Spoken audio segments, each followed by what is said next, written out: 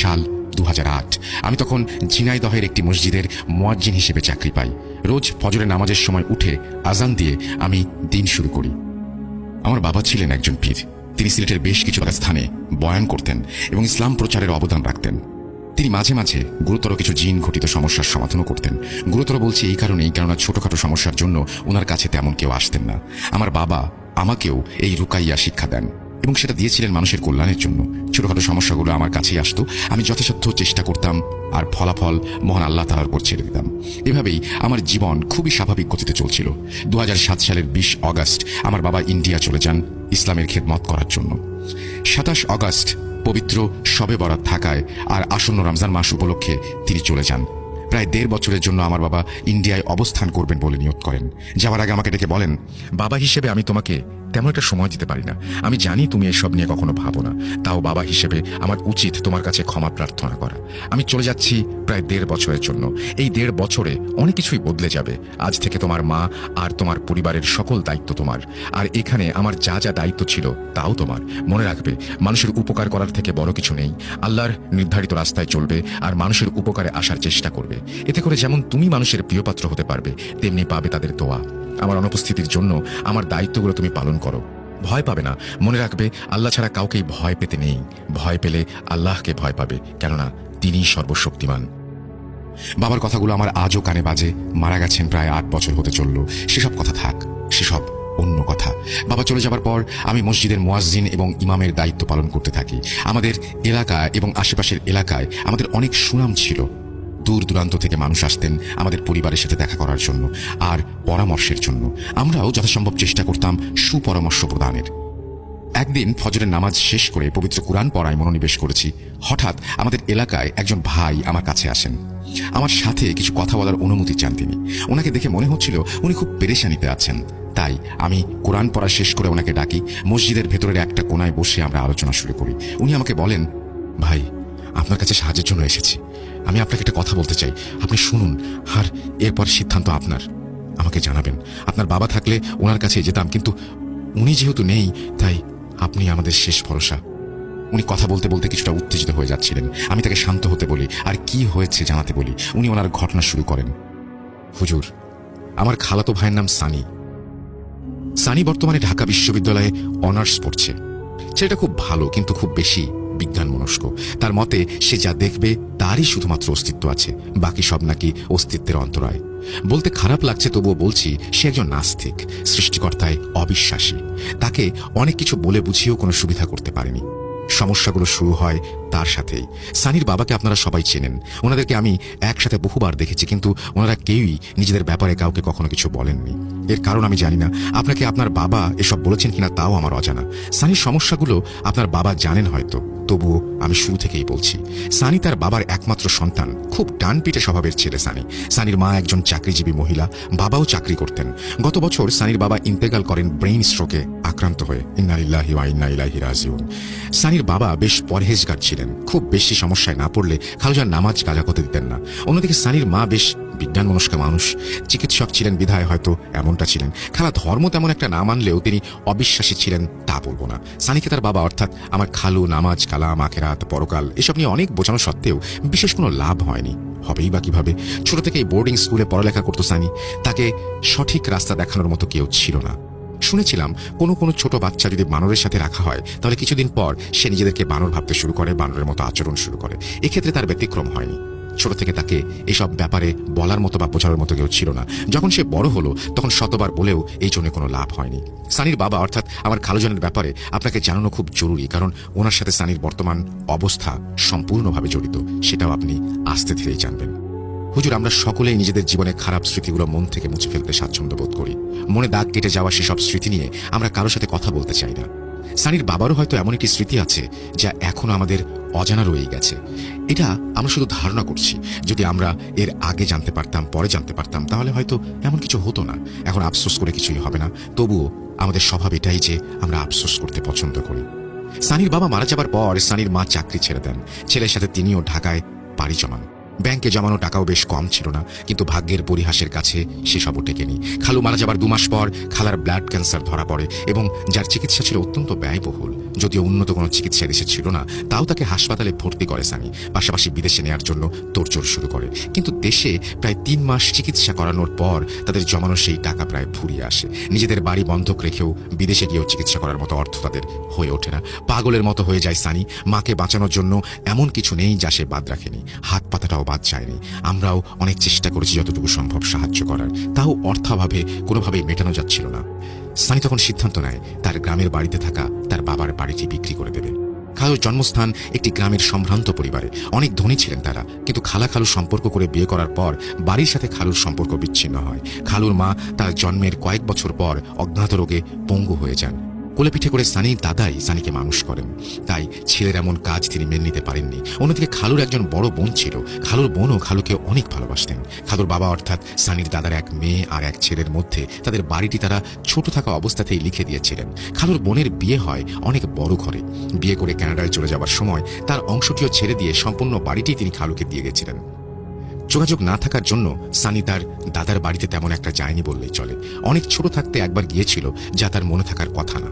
মাকে বাঁচানোর জন্য সে একা একাই তার গ্রামের বাড়ির উদ্দেশ্যে রওনা দেয়। গ্রামে পৌঁছে তার দাদার নাম বলায় গ্রামের অনেক বুজুর্গ ব্যক্তিগণ সানির দাদাকে চিনতে পারেন। সানিকে তার দাদা বাড়ি দেখিয়ে দেওয়া হলে সে তাদের বলা পথ অনুসরণ করে দাদা বাড়িতে এসে পৌঁছায়। সেখানে গিয়ে সে দেখে সেই বাড়িতে একটি স্কুল প্রতিষ্ঠিত হয়েছে। স্কুলের লোকজনকে জিজ্ঞাসা করে জানতে পারেন সানির বাবাকে তার দাদা যে বাড়ি লিখে দিয়েছিলেন এটা সেই বাড়ি নয়। এই বাড়ি সানির দাদা মারা যাবার আগে স্কুল প্রতিষ্ঠা করার জন্য দান করে যান। সানির বাবার যে বাড়ি ছিল সেখানে নাকি তার দাদার পরিবার থাকতেন না। কেন থাকতেন না তাও কেউ বলতে পারে না। সেই বাড়ির ঠিকানা জানতে চাইলে সানিকে বাড়ির রাস্তা দেখিয়ে দেওয়া হয়। অনেক খুঁজে খুঁজে এক সময় সানি বাড়িটি পেয়েও যায়। সারাদিন এদিক সেদিক সন্ধান করতে করতে রাত হয়ে যায়। বাড়ির সামনে গিয়ে সে দেখে বাড়ির পাশের দিকে বিশাল একটা গোয়ালঘর। গোয়ালঘরে এক যুবক কাজ করছে। গোয়ালের কয়েকটি বড় বড় বলদ বাঁধা। সানি সেই যুবকের কাছে গিয়ে তাকে পরিচয় দিলে সেই যুবক গাল ভর্তি হাসি ও মুখ ভর্তি পান নিয়ে তার দিকে এগিয়ে আসে আর বলে, আরে ভাইজান, আপনি আসছেন? আমরা তো কখনোই ভাবিনি আপনি আসবেন এখানে। আমার বাবা দাদারা আপনাদের এই বাড়িতে কাজ করতেন। এই গোয়ালে অনেক গরু ছিল, এখন এই 3টাই আছে। এগুলো আপনাদেরই। আপনারা না থাকায় আমি এগুলো দেখাশোনা করি। বাড়ির ভেতরে যাই না, সকালে আসি, কাজ শেষ করে রাতে নিজের বাড়ি ফিরে যাই। আপনি আসবেন জানলে আগেই বাড়ির ভেতরটা পরিষ্কার করে রাখতাম। তার কথার প্রত্যুত্তরে সানি বলে, আরে আপনাকে এত ব্যস্ত হতে হবে না, আমি আজকের রাতটাই থাকবো। আজ শুধু বাড়িটা দেখার জন্য এসেছি, কাল চলে যাব। কোনো রকমে আজকের রাতটা কাটাতে পারলেই হবে, কয়েকদিন পর আবার আসবো। এর মধ্যে বাড়ি পরিষ্কার করে রাখলেই হবে। সানির কথা শুনে সেই যুবক তার কোমর থেকে চাবির গোছা বের করে ঘরের দরজা খুলে সানিকে ভেতরে নিয়ে যায়। ভেতরে গিয়ে সানি অন্ধকারে কিছুই দেখতে পায় না। কোনো কিছুর একটার সাথে হোঁচট খেয়ে সে মাটিতে পড়ে যায়, তার পাটাও কেটে যায়। সানিকে রেখে সেই যুবক কুপিপাতি নিয়ে হাজির হয়। সানি উঠে দেখে মেঝেতে কাঠের অনেক বড় একটা ভাঙা পালঙ্ক, তাতেই হোঁচট খেয়ে পড়ে গিয়েছিল সে। পালঙ্কটি সরিয়ে সানির সাথে থাকা যুবকটি সানিকে ভেতরের একটি রুমে নিয়ে যায়। সানিকে বসিয়ে অন্য একটি রুমে যায় তা পরিষ্কার করার জন্য। ততক্ষণে সানি কুপিপাতি নিয়ে বাড়ির আশপাশ ঘুরে দেখছে, সব ঠিকঠাক আছে। হালকা কাজ করিয়ে নিলেই বেশ ভালো দামে বিক্রি করা যাবে বাড়িটি। এসব ভাবতে ভাবতেই হঠাৎ সেই যুবক সানির কাছে এসে তাকে বলে, আসুন ভাইজান, ঘর পরিষ্কার করে দিয়েছি, আজ এখানে থাকতে পারবেন। আপনি কাল চলে গেলে আমি লোক ডেকে সম্পূর্ণ বাড়িটাই পরিষ্কার করিয়ে দেব। সানি যুবকের সাথে রুমে এসে দেখে রুমটি ঝকঝকে তকতকে করে গুছিয়েছে যুবকটি। তাকে ডেকে তার হাতে 100 টাকা গুছিয়ে দিয়ে তার নাম জিজ্ঞেস করলে সে বলে, ভাইজান, অধমের নাম রমেশ মিয়া।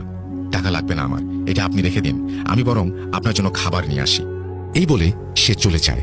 সানি তার পরনে থাকা কাপড় বদলিয়ে সাথে করে আনা একটা MP3 প্লেয়ার বের করে কানে হেডফোন লাগিয়ে গান শুনতে শুরু করে। বেশ কিছুটা সময় অতিবাহিত হয়ে যায়। রমেশ মিয়া খাবার নিয়ে ফিরে আসে। বাহ, বেশ চমৎকার একটা ঘ্রাণ সানি নাকে এসে ধরা দিচ্ছে। হয়তো গরুর মাংস নিয়ে এসেছে রমেশ। সানি বলে, কি রমেশ মিয়া, গরুর মাংস এনেছেন নাকি? এত রাতে কোথায় পেলেন গরুর মাংস? উত্তরে রমেশ মিয়া বলে, আজ তার বাড়িতে রান্না হয়েছে গরুর মাংস। সানির আসার খবর নিয়ে সে তার ছোট ভাইকে দিয়ে নাকি বাড়িতে খবর পাঠিয়েছিল, তাই তার বাড়িতে রাতে মাংস রান্না হয়েছে। সানি খুব তৃপ্তি নিয়ে এই খাওয়া দাওয়া শেষ করে। সারাদিন সে কিছুই খায়নি, তার উপর গরুর মাংস। তৃপ্তি না পেয়ে উপায় নেই। রাতের খাওয়া শেষ করে রমেশ মিয়া চলে গেলে সানি ঘুমিয়ে পড়ে। ভালোই ঘুম হয় তার। সকালে রমেশ মিয়ার ডাকে ঘুম থেকে ওঠে সানি। নাস্তা করে রমেশ মিয়াকে বাড়ি পরিষ্কার করার কথা বলে এবং সে ফিরে আসে ঢাকায়। ঢাকায় এসে মাকে বাড়িটির কথা বললে তার মা তাকে নিষেধ করেন সেই বাড়িটিতে যেতে। সানির কারণ জিজ্ঞেস করলেও তার মা তাকে একটি কথাই বলেন বারবার, তা হলো, ওই বাড়ি তোমার বাবার নামে লেখা থাকলেও বাড়িটি ওনার নয়। উনি আমাকে এতটুকুই বলেছেন আর ওই বাড়িতে যেতে বারবার নিষেধ করেছেন, তুমি আর সেখানে যাবে না। মূলত এখান থেকে আমরা আন্দাজ করছি সানির বাবার জীবনে কোনো কালো অধ্যায় থাকার ব্যাপারে। সানির মা তাকে দিয়ে প্রতিজ্ঞা করিয়ে নেয়, কিন্তু সানি মনে মনে এসব কথার কোনো পাত্তাই দেয় না। সে ঠিক করে তার মাকে কিছু না জানিয়েই সে বাড়িটি বিক্রি করবে। এর জন্য সে তার সহপাঠীদের কাছে সাহায্য চায়, কারণ সে জানত এত বড় বাড়ি ঠিকঠাক করে বিক্রি করা তার একার পক্ষে কোনোভাবে সম্ভব নয়। সানির সহপাঠীদের মধ্যে একজন তখনকার সময়ে বেশ বড় একজন বিল্ডারের ছেলে ছিল। তার নাম আব্রাম। সে একজন খ্রিস্টান ধর্মাবলম্বী। আব্রাম তাকে জানায় সে তার বাবাকে জানানোর আগে বাড়িটি দেখতে চায়। সানি তার কাছ থেকে 1 সপ্তাহ সময় চায়, কেননা রমিজ মিয়া তাকে বলেছিল বাড়ি সারাতে নাকি 5 থেকে 6 দিন সময় লাগতে পারে। সানির কথা শুনে আব্রাম রাজি হয়ে যায় এবং 1 সপ্তাহ পর সেই বাড়িটি দেখার জন্য সানির সাথে যাবার ব্যাপারে সহমত প্রকাশ করে। এর মাঝে সানি একবার বাড়িতে গিয়েছিল বাড়ির অবস্থা দেখার জন্য। বাড়ি সারানোর কাজ করা অনেকটাই শেষ। রমিজ মিয়াকে দ্রুত বাড়ি সারাতে বলে আর বাড়ি সারানো বাবদ কিছু টাকা দিয়ে সানি ফিরে আসে। নির্ধারিত তারিখে সানি এবং আব্রাম রওনা হয় সানির বাবার সেই বাড়ির উদ্দেশ্যে। তখন তারা কে জানত যে এই যাত্রাই হবে সানির জীবনের কালো অধ্যায়ের এক সূচনা। সানি যেদিন আব্রামকে নিয়ে ওই বাড়িতে গিয়েছিল সেই দিনটি ছিল বুধবার। মানুষের জীবনে ঘটা কিছু ঘটনার তারিখ, সময় এসব মনে রাখতে বাধ্য করে। সেই দিনটি ছিল তেমন। গ্রুপ স্টাডির কথা বলে দুপুরের দিকে বাসা থেকে বের হয় সানি। বাড়িতে যেতে যেতে প্রায় সন্ধ্যার কাছাকাছি হয়ে যায়, যাকে বলে গোথুলি। দিনরাত্রির সন্ধিক্ষণ। বাড়িতে এসে সানি আর আব্রাম গতবারে এসে যে রুমে ছিল সেই রুমে চলে যায়। আজ বাড়িটি বেশ ঝকঝকে তকতকে লাগছে। ভালোই কাজ করেছে রমিজ মিয়া। রমিজ মিয়ার কাজে খুশি হয়ে সানি তাকে বেশ কিছু টাকাও দেয়। রাতে রমিজ মিয়া তাদেরকে খাবার দিয়ে চলে যায়। রাতের খাবার খেয়ে কিছুক্ষণ গল্প করে সানি আর আব্রাম পৃথক 2টি রুমে চলে যায়। গ্রীষ্মকাল থাকায় কাঠ ফাটা রোদ ছিল সারাদিন, তাই গরমটাও বেশ কম পড়েনি। প্রচন্ড গরম থেকে সামান্য স্বস্তির প্রচেষ্টা হিসেবে রুমের জানালা খুলে দেয় সানি। জ্যোৎস্না রাত, বাইরে সূর্যের আলো যেন চাঁদের মাধ্যমে ঠিকরে ঠিকরে ছড়ে পড়ছে চারপাশে। এসব দেখে কিছুটা ভাবুক হয়ে যায় সানি। বেশ কিছুক্ষণ বাইরে তাকিয়ে থেকে ঘুমানোর জন্য চোখ বুজে নেয় সানি, কিন্তু ঘুম হচ্ছিল না। আংশিক ঘুমন্ত অবস্থায় থেকে জেগে ওঠে সানি। বাড়ির চারপাশে বেশ কয়েকটা কাক ক্রমাগত কাকা করে ডেকেই চলেছে। সানি আংশিক ঘুম থেকে উঠে দেখে চারপাশ কেমন অন্ধকারাচ্ছন্ন। জ্যোৎস্নার আলো নিভে যাচ্ছে বলে মনে হচ্ছে। হালকা আলোয় তার বাড়ির আশেপাশে বেশ কিছু কাকের অস্তিত্ব টের পাওয়া যাচ্ছে।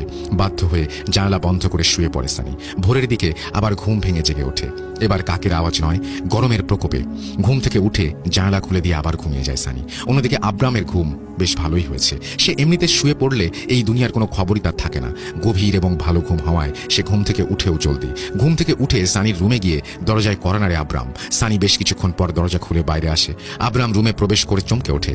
3টি কাক সানির রুমের এখানে সেখানে মরে পড়ে আছে। সানিও অবাক। কাকের আওয়াজে তার ঘুমাতে সমস্যা হচ্ছিল বটে, কিন্তু কাক ঘরে কখন এলো এটা কিছুতেই তার মাথায় আসছিল না। অনেক চিন্তা ভাবনা করলো তারা। দুজনেই ভাবলো অনেকক্ষণ, কিন্তু কোনো উত্তর খুঁজে না পেয়ে তারা এসব নিয়ে আর বেশি মাথা ঘামায়নি।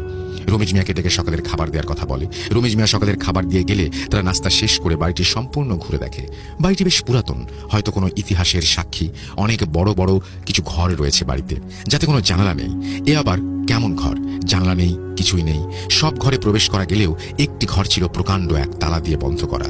রমিজ মিয়ার কাছে এই তালার চাবি ছিল না, কিন্তু এটা কোনো চিন্তার বিষয় ছিল না। বাড়ি ঘুরে দেখতে দেখতে প্রায় দুপুর হয়ে যায়। রমিজ মিয়া তাদেরকে ডেকে দুপুরের খাবার দেয়। খাবার দাবার শেষ হলে রমিজ মিয়া সানিকে একান্তে ডেকে নিয়ে আমতা আমতা করে কিছু কথা বলে। যা ছিল মানে, হয়েছে কি ভাইজান, আমার আব্বা বেশ অসুস্থ ছিলেন। তাকে শহরের হাসপাতালে ভর্তিও করেছিলাম মাসখানেক আগে। কিছুটা সুস্থ হয়ে তিনি আজ সকালে বাড়ি ফিরেছেন। দুপুরের খাবার আনার সময় আমার আব্বার সাথে দেখা হয়। আব্বা আমাকে খুব বকাবকি করলেন। আসলে অনেকদিন আগে আব্বা আমাকে বলেছিলেন এই বাসায় যদি কেউ আসে তাহলে আমি যেন তাদেরকে থাকতে না দেই, চলে যেতে বলি। আমি আপনাকে চলে যেতে বলিনি, কারণ বাড়ির মালিক আপনি। আপনার বাবার উত্তরাধিকার সূত্রে এই বাড়ি এখন আপনার। আমি আপনাকে চলে যেতে বললে আপনি হয়তো ভাববেন আমরা এই বাড়িটা কবজা করে নিতে চাচ্ছি। বাবা বলছেন আপনারা কখনোই রাতে আর এই বাড়িতে থাকবেন না, আর যত দ্রুত সম্ভব এই বাড়ি পরিত্যাগ করে চলে যান। আমি কারণ জিজ্ঞাসা করলে বাবা কিছু বলেননি। বেয়াদবি মাফ করবেন, কিন্তু আপনারা এখন চলে যান। রমিজ মিয়ার কথা শুনে সানি রেগে আগুন হয়ে যায়। রমিজ মিয়াকে ইচ্ছা মতো বকাঝকা করে। সেদিন তারা বাড়ি থেকে বেরিয়ে চলে আসে। আব্রাম তার সাথে আনা ক্যামেরায় বাড়ির কিছু ছবি তুলে নেয় তার বাবাকে দেখানোর জন্য। বাড়িতে আসার পর সানির আচরণে বেশ কিছু পরিবর্তন লক্ষ্য করা যাচ্ছিল। সে রাতের ঘুম একেবারেই বাদ দিয়ে দিয়েছিল। খুব ভয় পেত, কিন্তু কাউকে কিছু বলতো না। একদিন রাতে সানি নিজের রুমে পড়ছিল। সানির মা রান্নাঘরে রাতের খাবার তৈরি করা নিয়ে ব্যস্ত ছিলেন। তারও শরীর দিন দিন খারাপের দিকে যাচ্ছে। তবুও ছেলের কথা ভেবে তিনি সবকিছুই চেপে রেখেছেন, নিজের কাজে মন দেন। রান্না শেষ করে সানির রুমে চলে যান সানিকে ডাকার জন্য। রুমে গিয়ে তিনি অনেক বড় একটা ধাক্কা খান। পেছন থেকে তিনি দেখেন সানির পড়ার টেবিলের একটা কোণায় ফোঁটা ফোঁটা রক্ত। পেছন থেকে দেখে মনে হচ্ছিল সানির হাতে কিছু একটা আছে, আর রুম থেকে ভেসে আসা স্পষ্ট আওয়াজে তার মনে হচ্ছে সানি হয়তো কিছু একটা খাচ্ছে। তিনি মৃদু স্বরে সানিকে ডাক দিতেই সানি পেছন ফিরে তাকায়।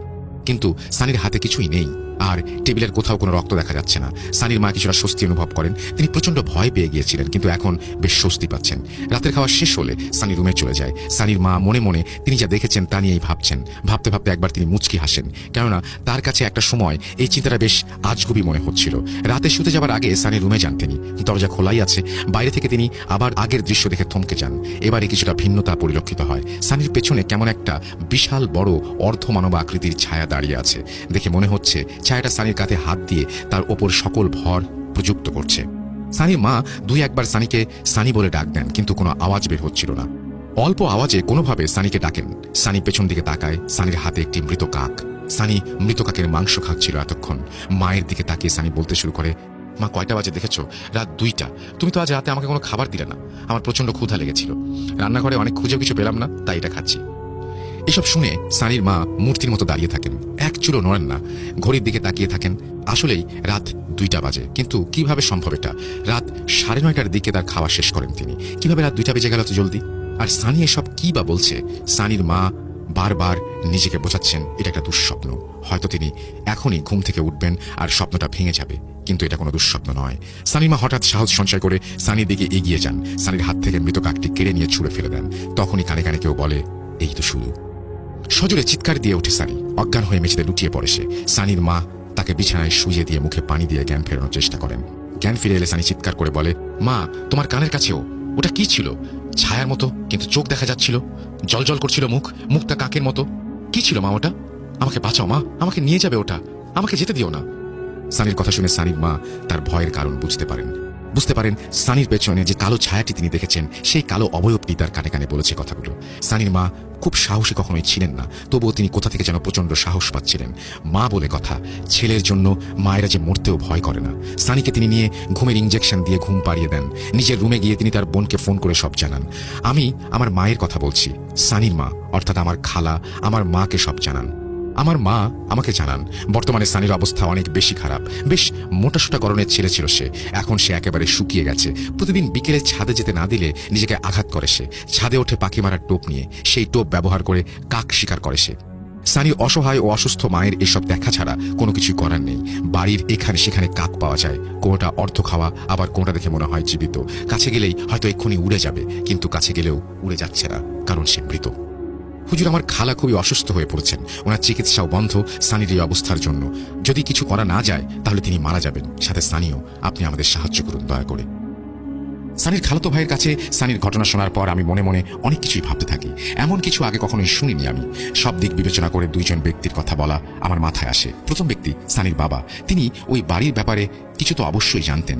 তিনি সেই বাড়িতে কাউকে যেতে নিষেধ করেছেন। দ্বিতীয় ব্যক্তি রমিজ মিয়ার বাবা।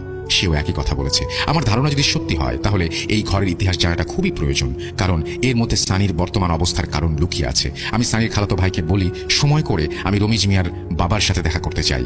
সানির ভাই রাজি হয়। সব কথা শেষ করে সানির ভাই সেদিন চলে যায়। আমিও আমার হাতে থাকা কাজগুলো দ্রুত শেষ করতে পর সানির আবার আসেন আর জানান সানির অবস্থা নাকি আরো বেশ খারাপ হয়ে গিয়েছে। গতকাল নিজের মায়ের হাতে কামড় বসিয়ে দিয়েছে সানি। অকথ্য ভাষায় গালিগালাজ করেছে। আমিও 7-5 না ভেবে সানির ভাইয়ের সাথে সানির বাবার সেই বাড়ির উদ্দেশ্যে রওনা হই। বাড়িতে পৌঁছে রমিজ মিয়ার দেখা পাই। রমিজ মিয়ার কাছে তার বাবার সাথে দেখা করতে চাওয়ার উনি আমাদেরকে তার বাবার কাছে নিয়ে যান। রমিজ মিয়ার বাবাকে সব খুলে বলার পর তিনি বলেন, এই বাড়ি অনেক কিছুর সাক্ষী। আমি এসব শুনেছি আমার বাবার কাছে। তখন এই বাড়ির মালিক ছিলেন সানির দাদা। ইংরেজ যুগ, সানির পূর্বপুরুষরা ইংরেজদের বিরুদ্ধে লড়াইয়ে অংশগ্রহণকারী এক বংশ। যুদ্ধের মাঝ সময়ে ইংরেজরা সানির বাড়ি দখল করে নেয়। ক্রান্তিকারী ভাইদের ধরে সেই বাড়িতে অত্যাচার করা হতো নানান ধরনের অমানবিক উপায়ে। সেই বাড়ির ভেতরে বন্ধ একটা কামরা রয়েছে, যা ছিল তৎকালীন ইংরেজদের টর্চার সেল। এই জন্যই সেখানে জানালা ছিল না। তাদের টর্চার এতটা অমানবিক ছিল যে সেই দৃশ্য দেখে যে কারো রুহ কেঁপে উঠবে। শরীরে বল্লম ঢুকিয়ে কষ্ট দিয়ে রেখে দিত ক্রান্তিকারী ভাইদের, কিন্তু মৃত্যু দান করতো না ওরা। মৃত্যুর ভিক্ষা চাইলেও তাদের জীবিত রাখা হতো। অবশেষে শরীরে আগুন লাগিয়ে মেরে ফেলা হতো তাদের। যুদ্ধ প্রায় শেষের দিকে। তখন ইংরেজরা তাদের পরাজয় বুঝতে পেরে সরতে শুরু করেছে। তখন তারা অত্যাচারের সাথে শয়তানের সাহায্যের আশ্রয় নেয়। পুরনো আমলের শয়তানের উপাসনা করা কুসংস্কার ছিল না। বাংলায় একটা প্রবাদ আছে, যা রটে তা কিছুটা হলেও ঘটে। সানিদের বাড়িটায় তারা শয়তানের উপাসনা করে সেই বাড়িটাকে একটা জলজ্জান্ত জাহান্নাম বানিয়ে ফেলে। এরপর তারা সেই বাড়ি থেকে চলে যায়। ক্রান্তিকারী ভাইরা ভাবে ইংরেজরা নিজেরাই যেহেতু চলে গেছে বাড়ি ছেড়ে, তার মানে এটা তাদের একটা বিজয়। সানিদের দাদাবাড়ি আবার ফেরত আসে সানিদের কাছে। ক্রান্তিকারী ভাইয়েরা সেই বাড়িটিকে নিজেদের একটি অস্থায়ী ঘাঁটি হিসেবে ব্যবহার করতে চাইলে সানির পূর্বপুরুষেরা খুশি হয়েই ওদের অনুমতি দেন। কিন্তু কে জানতো যে ঘটনা অন্যদিকে মোড় নেবে। কিছুদিন থাকার পর হঠাৎ বাড়ি থেকে এক এক করে ক্রান্তিকারী ভাইয়েরা গায়েব হতে থাকে। প্রথমে সবাই ভেবেছিল যে এটা হয়তো ইংরেজদের কোনো ষড়যন্ত্র। মুখে মুখে কথাটা রটতে থাকে। কেউ বলে বাড়িতে ভূত আছে, আবার কেউ বলে হিংস্র কোনো পশুর কাজ এগুলো। কেউ বলে কালো জাদু, কেউ বলে শয়তানের অভিশাপ। কিন্তু আস্তে আস্তে আসল ঘটনার ওপর থেকে পর্দা সরতে শুরু করে। ইংরেজদের বানানো টর্চার সেল আসলে একটা গুদাম ঘর, সেখানে কারো যাওয়া হতো না একেবারেই। এদিকে একের পর এক ক্রান্তিকারী ভাইয়ের গায়েব হবার সাথে সাথে সেই স্টোর রুম থেকে পচা লাশ পচা দুর্গন্ধ আসতে শুরু করলো। অথচ সেই গুদাম ঘর ছিল বাইরে থেকে তালা দেয়া, আর চাবি ছিল শুধুমাত্র বাড়ির কর্তার কাছে। বাড়ির কর্তার কানে দুর্গন্ধের খবর পৌঁছানোর সাথে সাথে ঘরের দরজা খোলা হয়, আর ঘরের ভেতরে যা অবস্থা ছিল সে এক বিভীষিকাময়। ঘরের ভেতর লাশের স্তূপ তৈরি হয়ে গিয়েছিল হারিয়ে যাওয়া ক্রান্তিকারী ভাইদের। ঘরের মেঝে আর দেয়ালে ছিল নানান রকম শয়তানের চিত্র আঁকা। সকলেই বুঝতে পারে যে এটা কোনো স্বাভাবিক ঘটনা নয়। কয়েক গ্রাম পার করে একজন ওঝা আনা হয় বাড়িতে। ওঝা আসেন, বাড়িতে এসে তিনি বসে যান আর ধ্যানে মগ্ন হয়ে পড়েন। 5-6 মিনিট পরে ওঝা হঠাৎ আসনের মাঝে আঁতকে উঠে চিৎকার দেন, আর ওরা নাক মুখ দিয়ে রক্ত বেরিয়ে আসে। কি হয়েছে জানতে চাইলে ওঝা বলেন, এ আমাকে কোথায় এনেছেন? এ খোদ শয়তান নিজে এসেছে। ঘটনার বিস্তারিত জানতে চাইলে ওঝার ভাষ্য মতে ইংরেজরা সেই গুদাম ঘরে শয়তানের উপাসনা করে নিকৃষ্ট এক শয়তানের পুনরুত্থান ঘটিয়েছে। এই বাড়ির উত্তরাধিকারী আর ওনাদের বংশবেদিত যদি কেউ থাকে তাদের সবার মৃত্যু নিশ্চিত। আর বাড়ির মালিকের বংশধরেরা এই বাড়িতে থাকলে তাদের ওপর অভিশাপ বর্ষণ করা হবে, আর এই শয়তানের মায়াজালে সবাই মারা পড়বে। এই কথা বলে ওঝা নিজের যান হাতে নিয়ে বাড়ি চলে যান। বাড়ির কর্তা চিন্তায় পড়ে যান। ক্রান্তিকারীদের দুর্গ হিসেবে বাড়িটাকে আর ব্যবহার করা হয়নি এরপর। এদিকে দূর দূরান্ত খুঁজে বাড়ির কর্তা একজন একান্ত সেবক মৌরবেগে খুঁজে বের করে নিয়ে আসেন। উনি এসে ওঝার সব কথা শোনেন, গুদাম ঘরটা পর্যবেক্ষণ করেন। উনি জানান এই বাড়িতে মোট 4 ধর্মের 85টি জিনের বাস, যারা একে অপরের বিরোধী, কিন্তু তাদের মাঝে একটা সুলাহ আছে। সুলাহ হচ্ছে এই বাড়ির মালিকের বংশকে তারা মারবে না, কিন্তু মরণ থেকে মুক্তিও দেবে না। এই কথাটার অর্থ কতটা গভীর বুঝতে পারছেন? সমাধান চাইলে হুজুর বলেন উনি আল্লাহর শক্তিতে এই ঘর চিরতরে বন্ধ করতে চান। বাড়ির সবাই ওনার সিদ্ধান্তের উপর সম্মতি প্রদর্শন করেন। 2 দিন পর বাড়িতে কোরআন খতম শুরুর মাধ্যমে শুরু হয় হুজুরের কাজ। 5 দিন যাবৎ নাওয়া খাওয়া ভুলে হুজুর ও তার সাথীরা মিলে লাগাতার কাজ করতে থাকেন। ওনারা পালা করে কাজ করতেন। একজন কাজ করার পর আরেকজন কাজে যেতেন। একজন ফিরে এসে খেয়ে বা বিশ্রাম করে আবার যেতেন। তাবিজের পর তাবিজ নিয়ে আসা হয়। বাড়ির চারিদিকে ঘেরাও করে টানা 5 দিন আগুন জ্বালানো হয়েছিল। অবশেষে 5 দিন পর সেই দরজা আজীবনের মতো বন্ধ করে দেওয়া হয়। কাঠ আর পেরেক দিয়ে সাথে লাগানো হয় প্রকাণ্ড এক তালা। দরজার চারপাশে নানা রকমের আয়াত লেখা কাগজ তাবিজে পুড়ে লাগিয়ে দেওয়া হয়। ঘর বন্ধ করার আগে মৌলভী সাহেব আলকাতরা ব্যবহার করে সমস্ত শয়তানি চিত্র ও নকশা ঢেকে দিয়েছিলেন। যাবার আগে হুজুর বলে যান এই ঘরের সমস্যা সমাধান হলেও এই ঘরে কারো বসবাস না করাই উত্তম। অবশেষে সকলেই হুজুরের কথা মেনে নিয়ে ওনাদের পূর্বপুরুষের ঘর ছেড়ে অন্যত্র চলে যান। এই ছিল অভিশপ্ত ঘরের ইতিহাস। এবার সানির বাবার জন্মের ইতিহাস। অনেক বছর কেটে গেছে। উত্তরাধিকার সূত্রে সেই বাড়িটি এখন সানির দাদার। তার একজন পুত্র সন্তানের খুব আকাঙ্ক্ষা ছিল। ওনাদের এত ধন সম্পদ কে ভোগ করবে আর কেই বা সামলাবে, এইসব চিন্তা করে উনি ব্যতিব্যস্ত হয়ে পড়েন। ওনার একজন কন্যা সন্তান থাকলেও উনি পুত্র সন্তানের আশায় ব্যাকুল। পুত্র সন্তানের লোভে উনি এহেন কাজ নিয়ে যা করেননি, দূর দূরান্ত খুঁজে এক তান্ত্রিক বাবার সন্ধান নিয়ে আসেন। কতটুকু অন্ধ হলে একজন মুসলমান ব্যক্তি একজন তান্ত্রিকের সাহায্য নেয় ভাবতে পারেন। লোভ আর প্রাপ্তির আকাঙ্ক্ষায় মানুষ যেমন অমানুষ হয়ে পড়ে, তেমনি অন্ধ হয়ে যায়। তান্ত্রিক সানির দাদাকে জানায় যে এই কাজ করলে ক্ষতির সম্ভাবনা আছে, কিন্তু সানির দাদা তার কথায় কর্ণপাত করেনি। তান্ত্রিক তাকে জানায় যেহেতু এই সন্তান ভগবানের ইচ্ছাতে হবে না, সেহেতু তাকে একটা যজ্ঞ করতে হবে, যা করতে হবে এমন জায়গায় যেখানে ইতোমধ্যে শয়তান উপস্থিত আছে। সানি দাদা তাদের পৈতৃক নিবাসের কথা লোকমুখে অনেক শুনেছিল। শয়তানের বন্দির কথাগুলো সে লোকমুখে শুনেছে। সে তান্ত্রিক তাদের পুরনো ভিটেতে নিয়ে যায় এবং লোকবল লাগিয়ে গুদাম ঘরের দরজা খুলে দেয়। তান্ত্রিক যজ্ঞ শুরু করে, আর কয়েক ঘন্টা পরে যজ্ঞ শেষে জানায় জলদি তার ঘরে পুত্র সন্তানের আবির্ভাব ঘটবে। কয়েক মাস পর সানির দাদার ঘরে সুখবর আসে। অবশ্যই পুত্র সন্তান প্রাপ্ত হয় সানির দাদা। কিন্তু পুত্র সন্তানটি যেন কিছুটা অস্বাভাবিক ছিল অন্য সকল বাচ্চাদের চেয়ে। সে কয়েক মাসের ভেতর হাঁটা শিখে যায় এবং কথা বলা পর্যন্ত শিখে যায়, কিন্তু তার কথাগুলো ছিল অতি প্রাকৃত, মানুষ মারা, ভর করা, এসব। এহেন অবস্থা দেখে ভয়ে সানির দাদা সেই তান্ত্রিকের শরণাপন্ন হন। তান্ত্রিক তাকে বলে সে আগেই বলেছিল, সাবধান করেছিল, খারাপ কিছু ঘটতে পারে। সৃষ্টিকর্তার অনিচ্ছায় জন্ম যেহেতু এই ছেলে, সেহেতু পরিণাম ভোগ করতেই হবে। এসব শুনে সানির দাদা ওনার কাছে সমাধান চাইলে উনি কিছু চালের গুঁড়া পড়ে দেন আর বলেন এই চালের গুঁড়া একটা মুরগিকে খাওয়াতে হবে, আর সেই মুরগিকে ওই গুদাম ঘরে বলি দিয়ে আসতে হবে অমাবস্যার রাতে। সানি দাদা সেই চালের গুঁড়া নিয়ে বাড়িতে আসে। অমাবস্যার তিথি ছিল 3 দিন পরে। চালের গুঁড়াটা উনি নিজের ঘরের এক কোণে লুকিয়ে রেখেছিলেন। কিন্তু কুদরতের যেন অন্যরকমই ইচ্ছা ছিল। ভাগ্যের ফেরে সেই চালের গুঁড়া পড়ে যায় সানির দাদার পুত্র সন্তান অর্থাৎ সানির বাবার হাতে। সে চালের গুঁড়া নিজেই খেয়ে ফেলে। সানির দাদা তখন ঘুমাচ্ছিলেন। কাগজ খচখচ আওয়াজে ওনার ঘুম ভাঙলে উনি দেখেন ওনার ছেলে সেই চালের গুঁড়া খাচ্ছে। উনি সাথে সাথে ছেলেকে নিয়ে তান্ত্রিকের কাছে যান। তান্ত্রিক বলে যে যেহেতু ভুল হয়ে গেছে সেহেতু এই শয়তান মানুষ ব্যতীত অন্য আর কোনো প্রাণীর বলি নেবে না। এখন তার মানুষ বলি চাই, শুধু বলি না, নিজ ইচ্ছায় বলি অর্থাৎ আত্ম উৎসর্গ। এই কথা শুনে সানির দাদার মাথায় যেন আকাশ ভেঙে পড়ে। উনি বাসায় ফিরে সানির দাদিকে সবকিছু জানান। সানির দাদি বলে আল্লাহ কাছে দোয়া চাইতে আর নিজের পাপের প্রায়শ্চিত্ত করতে। কিন্তু কে জানতো সানির দাদির মনে অন্যরকমই এক খেয়াল আবির্ভূত ছিল। রাতের বেলা উনি তাহাজ্জুদে নামাজ পড়েন। সেদিন রাতে তাহাজ্জুদ শেষ করে নিজের ছেলের জীবন রক্ষা করতে চরম পাপের কাজ করলেন তিনি। বাইরে থেকে ভাড়া করে আনা কয়েকজন দাসীর সাহায্যে পঙ্গু অবস্থাতেই তিনি গুদাম ঘরে নিজেকে উৎসর্গ করলেন। নিজের জীবন নিজের ছেলের জীবনের জন্য দান করে গেলেন। সানির দাদির লাশ পুড়িয়ে ফেলা হয় তান্ত্রিকের পরামর্শে। এরপর থেকে সেই ঘরটি বন্ধ। প্রিয় লিসেনার্স, আমি সিফাত আলম ঘটনার এই পর্যায়ে কিছু কথা বলতে চাই। রুকাইয়া, এক্সরসিজম, ভূত মাথা কাটানো, এই 3 শব্দের সাথে আশা করি আপনারা সকলেই পরিচিত। এই 3টি শব্দ ভিন্ন হলেও এর অর্থ একটাই। এর অর্থ ধর্মীয় বিশ্বাসকে কাজে লাগিয়ে কোনো শয়তানি শক্তিকে পরাস্ত করা। এই কথাগুলো বলার কারণ হচ্ছে এই ঘটনার বাকি অংশে 3 ধর্মের 3 জন মানুষ একত্রিত হয়ে কাঁধে কাঁধ মিলিয়ে সানিকে আরোগ্য করার চেষ্টা করেছেন, যা আপনারা জানতে পারবেন ঘটনার 2য় পার্টে। ঘটনার 2য় পার্ট নিয়ে আপনাদের মাঝে হাজির হবেন মোহাম্মদ সাবিত আলম আগামী কোনো এপিসোডে। আর অনেক বড় বিধায় একেবারে সম্ভব হয়ে ওঠেন ঘটনাটি শেয়ার করার। আজকে এই পর্যন্ত বিদায় নিচ্ছি। ভালো থাকবেন। আল্লাহ হাফেজ। থ্যাংক ইউ ভেরি মাচ সিফাত, আপনাকে অনেক ধন্যবাদ। এই ঘর 2য় অংশ আপনাদের জানাবেন।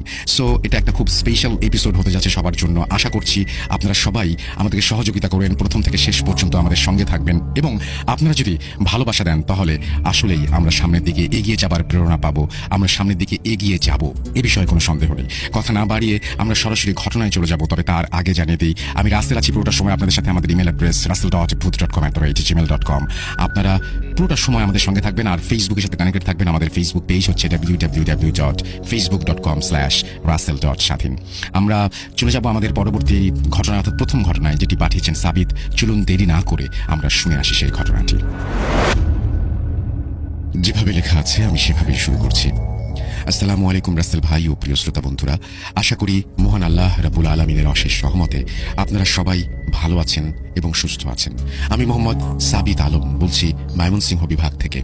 আজ আমি আপনাদের সাথে যে ঘটনাটি শেয়ার করতে যাচ্ছি সেটির প্রথম পর্ব ইতোমধ্যেই আপনারা মোহাম্মদ সিফাত আলমের পাঠানো ঘটনার মাধ্যমে জানতে পেরেছেন। আর আমি এর 2য় পর্ব পাঠানোর মাধ্যমে ঘটনাটির প্রথম অধ্যায়ের সমাপ্তি নিয়ে আপনাদের মাঝে হাজির হয়েছি। কি ভাবছেন প্রথম অধ্যায় কেন বললাম? শুনতে থাকুন, জানতে পারবেন। ঘটনাটি কে কখন কোথা থেকে সংগ্রহ করেছে তা আপনারা জানেন, তাই নতুন করে আর সেদিকে যাচ্ছি না। ভেবেছিলাম কিছুদিন পর 2য় পর্ব নিয়ে হাজির হব। ঋতু পরিবর্তনজনিত কারণে জ্বর, সর্দি, কাশি এসবের জন্যই মূলত সময় নিতে চাচ্ছিলাম। কিন্তু পরে ভাবলাম আপনাদেরকে অপেক্ষা করানোটা আসলে অন্যায় হয়ে যাবে, তাই সবকিছু ভুলে লিখতে বসলাম। ঘটনার ভেতরে ভুল ত্রুটির জন্য আমি শুরুতেই রাসেল ভাইয়ের কাছ থেকে ক্ষমা চেয়ে নিচ্ছি। চলুন প্রবেশ করা যাক ঘটনাটির 2য় পর্বে। বলছেন হুজুর,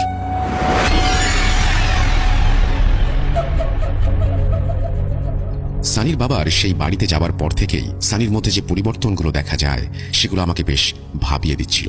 তাছাড়া সানির বাবার এই বাড়ির ব্যাপারে আমরা যে তথ্য সংগ্রহ করেছি সেটাও বেশ খারাপ কিছুর দিকেই ইঙ্গিত করছে।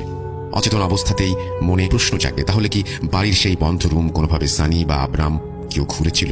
রুম খুলে দেওয়ার জন্যই এমন কিছু ঘটেছে কিনা সেটা তারা বুঝতে পারছিল না, হিসাব মেলাতে পারছিল না কিছুতেই। রমিজ মিয়ার কথায় ওই রুম খোলারও কোনো আভাস পায়নি। সানির খালাতো ভাই এমন ব্যাপারে তেমন কিছুই জানতো না। তার সাথে গিয়েই আমি কিছুক্ষণ আগেই যা জানার জেনেছি। সেও আমার মতো চিন্তায় মশগুল, কি বলবে না বলবে, কোথা থেকে শুরু করবে, কোনো কিছুই সেও বুঝতে পারছিল না। রমিজ মিয়ার বাবার সাথে আরও বেশ কিছু ব্যাপার নিয়ে আলোচনা করেও তেমন একটা সুবিধা করতে পারলাম না। বাড়ির ভেতরে না গিয়ে কিছু বোঝারও উপায় নেই, কেননা কারো কোনো কথা শুনে সম্পূর্ণ ব্যাপার বোঝা সহজ কাজ নয়। স্বচক্ষে না দেখে আমি সানির ব্যাপারে কোনো সাহায্য হয়তো বা করতে পারবো না। তাই রমিজ মিয়ার বাবাকে বাড়ির ভেতরে গিয়ে সবকিছু দেখে আসার ব্যাপারে জানাই, কিন্তু উনি কিছুতেই রাজি নন। বারবার শুধু সানির এই অবস্থার কথা বলে আমাদেরকে বারণ করতেই থাকেন। আমি ওনাকে অভয় দিলেও কোনো কিছুতেই কোনো কাজ হচ্ছিল না। শেষমেশ সেদিনের মতো চলেই আসতে হলো। বাড়িটা আর ঘুরে দেখা হলো না। সেদিন রাতে সানির সাথে আরো কিছু ঘটনা হয়েছিল কিনা সেটা জানানোটাও খুব জরুরি, কেননা সম্পূর্ণ না জেনে কোনো কিছুর গভীরে পৌঁছানো সম্ভব নয়। সানির সাথে সেদিন তার বন্ধু আব্রামও ওই বাড়িতে এসেছিল। আমি সানির খালাতো ভাইকে আব্রামের খোঁজ নিতে বলি আর আব্রামের সাথে দেখা করতে যাওয়াটারও ইচ্ছা প্রকাশ করি। সানির ভাই আমার থেকে ৩-৪ দিনের সময় নিয়ে আব্রামকে খোঁজে, কেননা সানির সাথে কথা বলে কোনো লাভ নেই।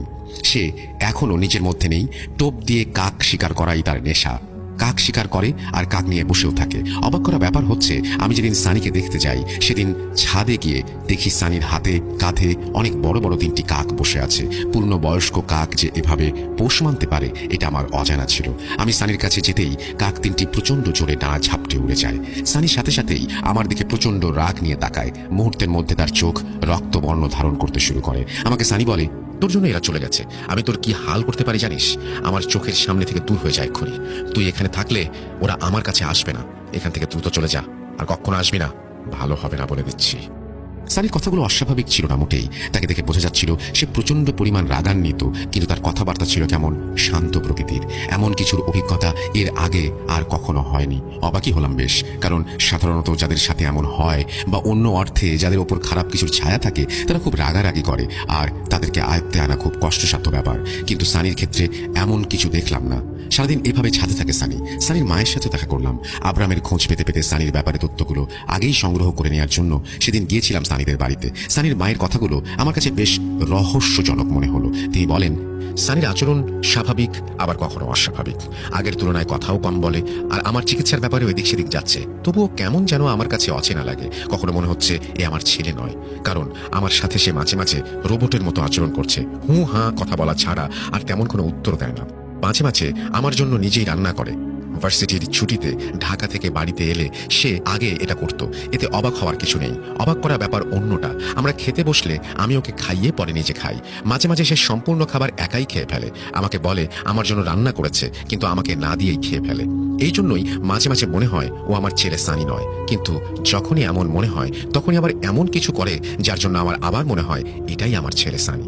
আমার খুব খেয়াল রাখে। রাতে নিজের রুমে পর্যন্ত ঘুমায় না। আমার বিছানার পাশে একটা চেয়ারে বসে থাকে। আমার যা যা প্রয়োজন এনে দেয়। আমার এই অবস্থা দেখে মাঝে মাঝে চোখের পানি ফেলে। সবকিছুই স্বাভাবিক। আগে অল্প অল্প রাগ করত, এখন সেটাও করে না। তবে বাসায় কোনো মানুষ এলে তাকে আবার পছন্দ করে না। আগে বাসায় কেউ এলেই খুশি হতো, এখন বিরক্ত হয়। আপনার সাথে যদি কোনো বেয়াদবি করে তাহলে ছোট ভাই মনে করে মাফ করে দেন। আমি জানি ওর মানসিক অবস্থা ভালো না। আমি চাচ্ছিলাম একজন ভালো মনোরোগ বিশেষজ্ঞের কাছে ওকে নিয়ে যাব। আপনাদেরকেও চেষ্টা করতে বারণ করব না। যেটাতে আমার ছেলের ভালো হয় সেটাই হোক। আমার ছেলে ভালো হলেই ভালো, আর কিছু চাইবো না আমি। সানির মায়ের কথাগুলো শুনে কিছুটা আবেগ আপ্লুত হয়ে যায়, কিন্তু ওনার কথাগুলো খুবই বিদঘুটে লাগছিল। তবে এখানে কিছুটা আশার আলো দেখতে পাচ্ছি, কারণ কারো ওপর খারাপ কিছুর প্রভাব বা ভর করলে তার নিজের মায়ের জন্য চোখের পানি ফেলার কথা না। মানে সম্পূর্ণ ভর এখনো করতে পারেনি। আবার মনে অন্য সন্দেহ হচ্ছে, ইচ্ছে করে সানি সব করছে না তো? সাথে সাথেই তার সাথে কাকের বন্ধুত্বের কথা মনে হয়ে গেল। আর সেদিন রাতে সানির মায়ের সাথে দেখা করে সেই ছায়ামানবের কথাও মনে চলে এলো। সে ইচ্ছা করে এমন কিছু করছে না তাহলে? আসলে আমার মাথাটাও কাজ করছে না। আমি আজ পর্যন্ত যা দেখেছি সবকিছুই কেমন যেন বিপরীত লাগছিল। সানির সাথে কোনো কিছুই কেমন মেলাতে পারছিলাম না। আমার হাতে শুধু এখন সানির সমস্যাই নেই, সাথে আরো 2টি সমস্যা আছে। আমি কোনো দিকেই মন দিতে পারছিলাম না। ভাবছিলাম ওই 2টি সমস্যার সমাধান দ্রুত করে ফেলতে পারলে সানির সমস্যায় মন দেওয়া সহজ হবে। এমন কথায় পরে আসি। প্রায় 1 সপ্তাহ পর সানির খালাতো ভাইয়ের কোনো দেখাই নেই। মনে মনে বেশ চিন্তায় পড়ে গেলাম। আজ 9ম দিন। সানির ভাই আব্রামের খোঁজ নিয়ে এসেছে। বাইরে একটি স্থানে আব্রামের আমাদের সাথে দেখা করতে আসার কথা। আমরা নির্ধারিত স্থানে গিয়ে দেখি সঠিক সময়ের আগেই সে উপস্থিত। আব্রাম সানির এমন অবস্থা সম্পর্কে অবগত ছিল কিনা তা আমার জানা নেই। তার সাথে কথা বললেই বুঝতে পারবো যে সে কিছু জানে কিনা। তার বাসায় গিয়ে আমি তাকে জিজ্ঞাসা করি সে সানির বর্তমান অবস্থার ব্যাপারে কিছু জানে কিনা। সে কোনো উত্তর না দেয়ায় আমি তাকে সব জানাই। আমি তাকে সব জানানোর পর লক্ষ্য করি সে বেশ ভয় পাচ্ছে। সে আমার কথা শুনে আমাকে বলে সে সবই জানে। সানির সাথে সে দেখাও করেছে, কিন্তু ভয় নাকি সে কাউকে কিছু বলেনি। আর সানির সাথে সব রকমের যোগাযোগ বন্ধের পাশাপাশি নিজেকে সবার থেকে আড়ালও করে রেখেছে। কিন্তু নিজেকে আড়াল করলেই কি সব সমস্যার সমাধান হয়? হয় না। আব্রাম জানায় সানির সাথে যেদিন দেখা করেছিল সেদিন সে প্রচন্ড ভয় পেয়েছিল, আর তার ভয়কে আরো বাড়িয়ে দেওয়া হচ্ছে কোনোভাবে। কিভাবে সেটা বলেনি। আব্রামের বাবাও বেশ চিন্তিত। সানির ভাই আব্রামের বাবার সাথে এখন পর্যন্ত ঘটা সব ঘটনায় শেয়ার করেছেন। তিনি জানতেন সানির সাথে আব্রাম কিছুদিন আগে সানির বাবার ওই বাড়িতে গিয়েছিল। তারপর থেকে সে ভয় পেতে শুরু করে, আর তাই আব্রামের বাবা আমার সাথে দেখা করতে চেয়েছেন। কারণ আমার অজানা। জানার উপায় একটাই, ওনার সাথে আমাকে দেখা করতে হবে। আমি সানির ভাইকে জানাই আমি 2 দিন পরেই যাব আব্রামের বাড়িতে। 2 দিন কেটে যায়। এই 2 দিনে কিছু ছোট ছোট ঘটনা প্রত্যক্ষ করেছে সানির ভাই। না, এগুলো তার সাথে ঘটা কিছু নয়। তাকে আমি জানিয়েছিলাম আমার বাকি 2 সমস্যা আমি সমাধান করে ফেলতে চাচ্ছি। তারই প্রেক্ষিতে কিছু ছোট ছোট ঘটনা এগুলো। এসব বলার প্রয়োজনীয়তা অনুভব করছি না। সানির ভাই আমার বদলে এই সমস্যার সমাধানের জন্য আমার বাবাকে চাচ্ছিলেন মনে মনে। আমি বুঝতে পারছিলাম, কিন্তু কোনো উপায় তো ছিল না। আর তাই আমার উপর ভরসা করা ছাড়া আর কোনো উপায় ছিল না তার। আস্তে আস্তে তার ভরসা বাড়তে থাকে। অবশ্য এর কারণও আছে, কারণ জানবো একটু পরে। আমি সানি ভাইয়ের সাথে চলে যাই সানির বন্ধু আব্রামের সাথে দেখা করার জন্য। আব্রামের বাসায় গিয়ে আমি তার রুমে যাই। আমাকে দেখে সে কিছুটা ইতস্তত বোধ করলেও আস্তে আস্তে স্বাভাবিক হয়ে যায়। তার কাছে সেদিনের ঘটনাটি জানতে চাইলে সে বলে, সেদিন রাতে আমার সাথে তেমন কিছু ঘটেনি। আমার এমনিতেই খুব ভালো ঘুম হয়। আমি সারাদিন এদিক সেদিক ঘোরাফেরা করায় ক্লান্ত ছিলাম, তাই শুয়েই ঘুমিয়ে যাই। মাঝরাতে একবার প্রকৃতির ডাকে সাড়া দেবার জন্য উঠি। আশেপাশে বেশ কিছু কাকের ডাক কাঁকা শুনতে পাচ্ছিলাম। স্বাভাবিকভাবে নেই আমি এসবে পাত্তা না দিয়ে আমি নিজের মতো এসে ঘুমিয়ে পড়ি। সকালে সানির রুমে গিয়ে মৃত কাক দেখে বেশ অবাক হই। রাতে কাকের আওয়াজ শুনেছিলাম জন্য ব্যাপারটিকে তেমন একটা সন্দেহজনক মনে হয়নি আমার। ভয় তখন লাগে যখন সানির বাড়ির রক্ষণাবেক্ষক রমিজ মিয়া এই বাড়িতে আমাদেরকে আর না থাকার জন্য চোরাচুরি করেন। আমি পুরাতন বাড়ি নিয়ে এমন রহস্যজনক অনেক কিছুই শুনেছি, তাই ভয় পাচ্ছিলাম। বাসায় এসে বাবাকে বাড়ির ব্যাপারটি বলি। বাবাও কিছুটা অবাক। জানালাবিহীন রুম, বন্ধ রুম, এসব শুনে বাবাও আমাকে সেখানে যেতে নিষেধ করে দেন। এর কয়েকদিন পর পর্যন্ত আর কোনো সমস্যা হয়নি। কিছুদিন পর আমি বেশ কিছু স্বপ্ন দেখতে শুরু করি। স্বপ্নে আমার সামনে প্রায়ই দিনই কাক চলে আসে। কাকের চোখ থাকে একেবারে লাল। স্বপ্নটা সবসময় চাঁদনি রাত নিয়েই দেখতাম। স্বপ্নে আমি দেখতাম আমি সানির বাবার সেই বাড়িতে আছি, আর জানলা দিয়ে চাঁদের আলোয় গাছের বিভিন্ন স্থানে কাক বসে থাকতে দেখতাম। একেবারে কালো দেখা যেত, কেননা কাক এমনভাবে গাছে বসে থাকতো যে তার ঠিক অপর দিকেই চাঁদের অবস্থান থাকতো। কাকের অবয়বটা শুধু দেখা যেত, আর সাথে জ্বলতে থাকা লাল টকটকে চোখ। একটা পাখির চাউনি যে এত ভয়ঙ্কর হতে পারে তা কোনোভাবে আমার জানা ছিল না। স্বপ্নগুলো দেখে আমি প্রতিনিয়ত ঘুম ভেঙে উঠতাম। আমি কিছুতেই এসব ভুলতে পারতাম না। সারাক্ষণ আমার মাথায় সব ঘুরতে থাকতো। সানির সাথে এসব নিয়ে আলোচনা করার জন্য আমি তার বাসায় গিয়েছিলাম। সানি ওর মায়ের সাথে আমার সাথে স্বাভাবিক ব্যবহারই করেছে। ওর মা চলে গেলেও যে ও বাজে ব্যবহার করেছে এমনটা নয়। ওর মা চলে গেলে ওর মধ্যে কিছুটা পরিবর্তন হয়। ওর চোখ লাল হয়ে যায়, রাগে গজগজ করতে থাকে। আমাদের সাথে কিছুটা কথাবার্তা হয় স্বাভাবিকভাবেই। কথা বললে মনে হয় ও আসলেই সানি, কিন্তু তার চেহারা অন্য কথা বলে। এরপর থেকে আমার ভয় বেড়ে যায়। স্বপ্ন বদলে যেতে শুরু করে। আমি স্বপ্নে দেখি আমার লাশ পড়ে আছে সানিদের বাসায়, আমাদের দেখা সেই বন্ধ ঘরের ভেতরে, আর আমার সেই লাশ জল জলে চোখে কাকগুলো ঠুকরে ঠুকরে যেন খাচ্ছে। আব্রাম আরো কিছু কথা বলার আগে আমি তাকে থামিয়ে দিই। বলি, বন্ধ ঘরের ভেতর মানে? তোমরা ওই ঘর খুলেছিলে কোনোভাবে? আব্রাম চুপ করে বসে আছে। মুখ দিয়ে একটি শব্দও বের হচ্ছে না। আমি একটু ধমকের সুরে বললাম, কি হলো, কথা বলছো না যে? কথা বলো। তোমার চুপ থাকা তোমার জন্যই হানিকর হতে পারে, তাকে তুমি জানো না? যা জিজ্ঞাসা করলাম উত্তর দাও। আমার কথা শুনে আব্রাম মানে শুরু করলো। সাথে সাথে আব্রামের বাবা তাকে বাঘের মতো গর্জন করে ধমক দিয়ে তাকে সত্যি কথা বলতে বলে। আব্রাম কাঁদো কাঁদো গলায় বলে, হ্যাঁ, আমরা দরজা খুলেছিলাম। রমেশ মিয়ার কাছে চাবি ছিল না, তাই জন্য পাথর দিয়ে আঘাত করে তালা নষ্ট করেছিলাম। সানি আমাকে বারণ করেছিল, বলেছিল বাড়ি বিক্রি করার জন্য দরজা খুলতে হবে, এটা তেমন জরুরি বিষয় নয়, জায়গা মেপেই বিক্রি করা সম্ভব। কিন্তু আমি শুনিনি। আমি তাকে বলেছিলাম ভেতরে কি আছে না আছে না জানলে বাড়ি বিক্রি করার সময় সমস্যা হতে পারে। সানি বারবার বলেছিল পরে লোক লস করে এনে খুলবে দরজা, কিন্তু আমার জোড়াজুড়িতে সে দরজা খুলতে রাজি হয়। ওই রুমের ভেতর তেমন কিছুই নেই। একটা টেবিল, টেবিলের চারপাশে 4টা বেঞ্চ, আর টেবিলের ওপর কালো কাপড় দিয়ে ঢাকা। দেয়ালে কালো কাপড় জড়ানো। আমরা সেগুলো সরিয়ে দেখি কি সব নকশার মতো আঁকা। ওই দরজা আমরা যে খুলেছি রমিজ মিয়াও জানতো না। আব্রামের কথা শুনে আমি বুঝতে পারি কেন সানির সাথে এমন কিছু হচ্ছে। আমি আগেই আন্দাজ করেছিলাম দরজাটা খোলা হয়েছে, কিন্তু মনে মনে চাচ্ছিলাম আমার আন্দাজ যেন ভুল হয়। আমি যেন শুনি ওই দরজাটি খোলাই হয়নি, কিন্তু আমি যা চাচ্ছিলাম না তাই আমাকে শুনতে হলো। আমি আব্রামের রুম থেকে বেরিয়ে আসার সময় আব্রাম কান্না শুরু করে। আমাকে বলে তার ভুল হয়ে গেছে এবং এসব কিছু থেকে সে মুক্তি চায়। আমি তাকে বলি, দেখো, তোমরা যা করেছো সেটা যে কত বড় ভুল করেছো সেটা আমার ক্ষমতা থাকলে আমি তোমাদের বুঝিয়ে দিতাম, কিন্তু সেটা বোঝার ক্ষমতা আমার নেই। আমি শুধু এইটুকু বলতে পারি, তোমরা সাক্ষাৎ মৃত্যুকে আমন্ত্রণ করে নিয়ে এসেছো। ওই বাসার ইতিহাস খুব খারাপ। কালো জাদু করা হতো ওই রুমে। ওই বাড়িতে সানির দাদি স্বেচ্ছায় সানির বাবাকে বাঁচানোর জন্য জীবন দান করেছিলেন। ওই বাড়িতে সানির পরিবার ছাড়া কারো থাকার অনুমতি ছিল না, কিন্তু একটি সমস্যার জন্য সানির বাবাকে বাঁচাতে তার মাকে মৃত্যুবরণ করতে হয়। এরপর থেকে সানির বাবাও ওই বাসায় আর থাকতে পারেননি। ওই বাড়ি শয়তানের। সানির দাদা নিজে ওই বাড়ি শয়তানকে দান করেছিলেন। সানির মা মারা যাবার পর ওই কথাটি শুধু রমিজ মিয়ার বাবা আর আমি জানি। রমিজ মিয়াকে তো চেনো, ওনার বাবা আমাকে বলেছেন এই কথা। সানির দাদা ওই বাড়ির শয়তানকে দান করেছিলেন, কেননা ওই বাড়ির ওই রুমে শয়তানের বাস। ওই বাড়িতে কেউ থাকতে পারে না। সানির বাবাকে বাঁচানোর জন্য সানির দাদি মারা যাবার পর সানির বাবার কিছু সমস্যা হতে থাকে। সানির বাবার বেঁচে থাকার কথা ছিল না। তাকে বাঁচানোর জন্য হুজুরের পরামর্শে তাকে সাথে নিয়ে সানির দাদা শয়তানের সাথে চুক্তি করে। এই জন্যই সানির বাবা বারবার বলছিল তার নাম থাকলেও ওই বাড়িটি তার নয়।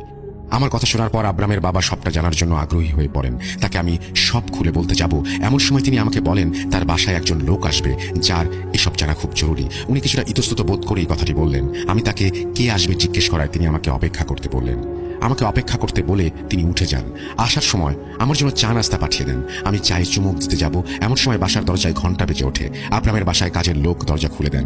কালো আলখাল্লা পরিহিত একজন ব্যক্তি, গলার ওপর দিয়ে সাদা একটি কাপড় বুকের দুই পাশে ঝুলে আছে। গলায় একটি রূপালী চেইন পরা, যার সম্মুখে লাগানো খ্রিশ্চিয়ানের ক্রস। হাতে ক্রস নিয়ে আমার দিকে এগিয়ে এসে আমাকে বললেন, আসসালামু আলাইকুম। আমি বেশ খুশি হলাম অন্য ধর্মের একজনের কাছ থেকে সালাম পেয়ে। আমিও খুশি হয়ে ওনাকে বললাম, ওয়ালাইকুম আসসালাম।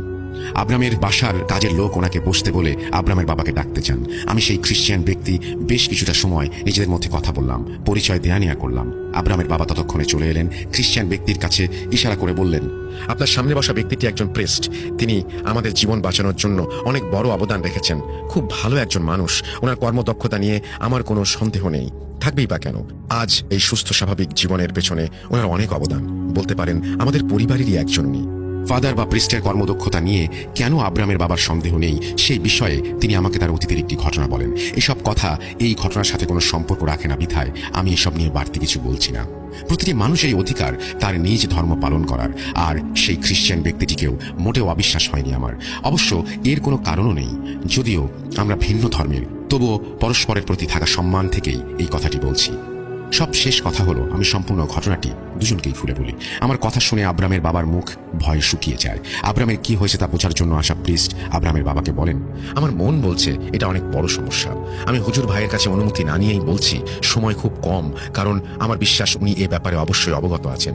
আমি চাই সানির সাথে দেখা করতে, কেননা আব্রামের এই অবস্থার পেছনে সানির বাড়ির এবং তার পরিবারের ইতিহাস একেবারে প্রত্যক্ষভাবে জড়িত। সানিকে সারিয়ে তুলতে পারলে আব্রাম সেরে যাবে। আব্রামের জন্য হলেও সানিকে আগে সারাতে হবে। তাই আমি হুজুর ভাইয়ের কাছে অনুরোধ করছি আমাকে সানির সাথে দেখা করতে নিয়ে যাবার জন্য। আমরা প্রত্যেকেই নিজেদের মতো চেষ্টা করলে কোনো ক্ষতি তো নেই। এতে করে কারো যদি উপকার হয় তাতেই আমাদের সকলের সফলতা। আমি কি কিছু ভুল বললাম ভাই? আমি ফাদারের কথার সাথে একমত প্রকাশ করি, কেননা আমি তো আমার চেষ্টা চালিয়ে যাবই, সাথে ফাদারও যদি চেষ্টা করেন আর তাতে যদি সানির উপকার হয় তাহলে তো এটা অবশ্যই ভালো ব্যাপার।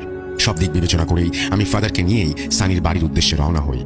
আব্রামের বাবা যাই হয়ে যাক না কেন ওনাকে সব জানাতে অনুরোধ করেন। আমি ওনাকে কথা দিয়ে ফাদারকে নিয়ে বের হয়ে আসি। সানির বাড়িতে যাওয়ার সময় সানির মা সানির রুমে যা যা দেখেছেন আর সানির সাথে যা যা ঘটেছে এবং ঘটছে সব ওনাকে খুলে বলি। বাড়িতে এসে ফাদার সানির মায়ের কাছ থেকে অনুমতি নিয়েই একা সানির রুমে গিয়ে তার সাথে দেখা করেন। সানির সাথে দেখা করে এসে তিনি আমার আর সানির মাকে বলেন, আমার মনে হচ্ছে ইতোমধ্যেই বেশ দেরি হয়ে গেছে। সব থেকে অবাক হলাম সানির চেহারায় রাগ, কিন্তু কথাবার্তা বেশ স্বাভাবিক। এটা আমার ভয়ের কারণ, কেননা এসব সচরাচর দেখা যায় না। আর এই দুটির অর্থ হতে পারে হয়তো সানির সাথে থাকা অপবিত্র শয়তান বড় কিছু করার প্রস্তুতি নিচ্ছে, নয়তো সে সানিকে এখনো পর্যন্ত সম্পূর্ণ কাবু করতে পারেনি। কিন্তু কোনটা সঠিক তা আমি এখনই নিশ্চিত হয়ে বলতে পারছি না। আপনাদের যদি আপত্তি না থাকে তাহলে আমি কিছুদিনের মধ্যেই যত দ্রুত সম্ভব সানির ওপর একটা প্রাথমিক এক্সারসিজম করতে চাচ্ছি, আর আমি এই জন্য আপনাদের অনুমতি চাচ্ছি। ওনার কথা শুনে সানির মা বলেন তার ছেলের জীবন তার কাছে সবচেয়ে বেশি মূল্যবান, তার জন্য তিনি সবকিছু করতে রাজি। আমিও কিছুটা স্বস্তি পেলাম এই ভেবেছে আমি কিছুটা সময় পাবো এখন আমার বাকি 2 কেস সমাধান করার, আর রমিজ মিয়ার বাবার সাথে আরও একবার দেখা করা দরকার সবকিছু ঠান্ডা মাথায় শুনে তা বোঝার জন্য। তাই আমি ফাদারকে বলি, আপনি 1 সপ্তাহ দয়া করে সানিকে দেখুন। আমার আরও কিছু ব্যাপারে পরিষ্কার ধারণার প্রয়োজন, আর আমার ওপর আরও 2টি পরিবার ভরসা করে আছে। তাদের সমস্যা খুব বেশি জটিল নয়। আমি সেগুলো যত দ্রুত সম্ভব শেষ করে সানির ব্যাপারে সম্পূর্ণ মনোযোগ প্রদান করব। সেই অনুযায়ী আমি কাজ শুরু করার আগে আমার এই ঘটনার আরো গভীরে যাওয়া দরকার। সেই কারণেই আমি আমার রাস্তায় সেসব জানার চেষ্টা করব বলে সানির মা ও ফাদারকে সবকিছু জানিয়ে বিদায় নিয়ে আসলাম। কিন্তু সানির সমস্যা সমাধানের আগে আমার হাতে আরো 2টি জিন ঘটিত সমস্যার কাজ রয়েছিল, যেগুলো আগে করা আমার জন্য বেশ জরুরি ছিল। প্রথম কাজটা করতে আমার প্রায় অর্ধেক দিন সময় লেগেছিল, এর পরের কাজটা ছিল 5 দিন পর। আর এর মাঝে আমি সেই কাজের প্রস্তুতি নিয়ে সানির বিষয়ে জানার চেষ্টা করি আল্লাহর গায়েবী মাধ্যমের দ্বারা। কিছু জিনিস জানতে পারি আমি। 4 দিন পার হয়ে যায়।